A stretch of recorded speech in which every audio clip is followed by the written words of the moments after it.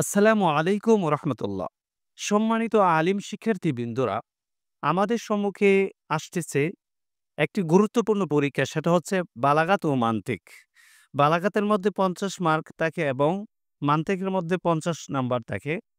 আজকে আপনাদেরকে মাত্র ৩ মিনিটে ১০ নাম্বার কিভাবে আনসার করতে হবে বালাগাতের অংশ থেকে, সেটা দেখুন। প্রশ্নটা দেখেন, লক্ষ্য করুন। ما معنى تنافر الحروف ومخالفة القياس والغرابة؟ بين مفصلا وممثلا।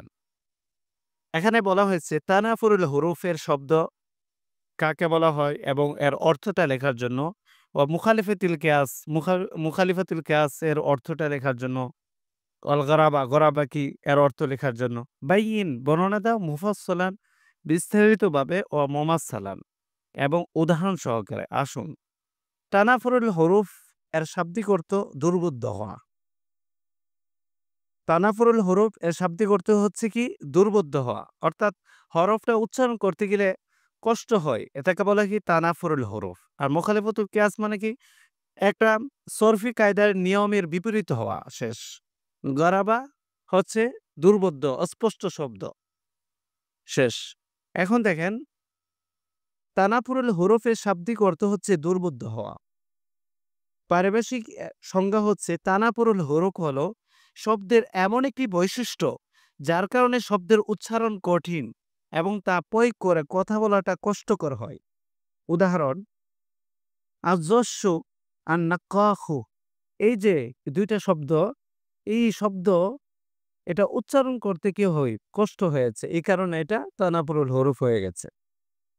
এরপরে দেখেন মুখালিফাতুল কিয়াস, দ্বিতীয় বলা হয়েছে মুখালিফাতুল কিয়াস এর শাব্দিক অর্থ হচ্ছে নিয়ম নীতি অমান্য করা, অর্থাৎ নিয়মের বিপরীত হওয়া। এর পারিভাষিক সংজ্ঞা হচ্ছে কোনো শব্দ সরফি কায়দার বিপরীত হওয়া। কোনো শব্দ সরফি কায়দার বিপরীত হওয়া। যেমন উদাহরণ বলা যায়, বুকাতুন শব্দটি মুখালিফাতুল কিয়াসের দৃষ্টান্ত। বুকুন শব্দটি বহুবচন, অর্থাৎ এখানে সরফি কায়দা হবে না, এখানে নাহুর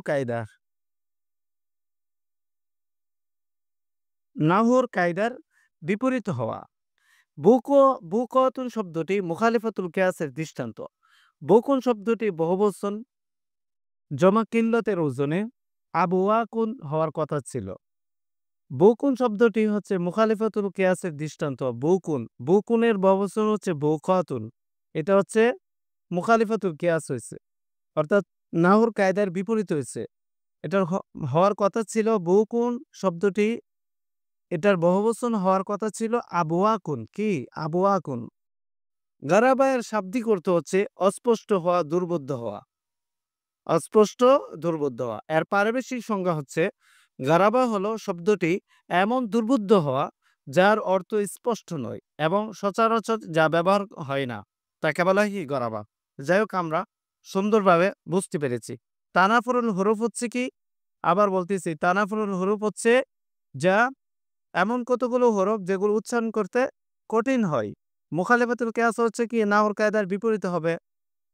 আর গারাবা হচ্ছে এমন অস্পষ্ট শব্দ, এমন দুর্বোধ্য হওয়া শব্দ যার অর্থটা কি হয় না? স্পষ্ট হয় না এবং সচরাচর যা ব্যবহার হয় না। আশা করি আমরা সকলে বুঝতে পেরেছি।